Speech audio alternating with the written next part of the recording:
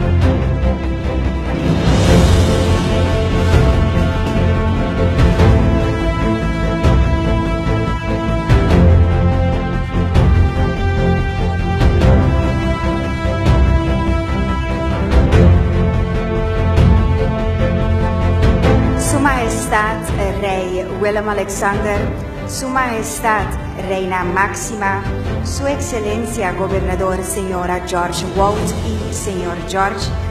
Namens de regering van Curaçao wordt u allen van harte welkom geheten op de 34e viering van de Dag van de Vlag van Curaçao.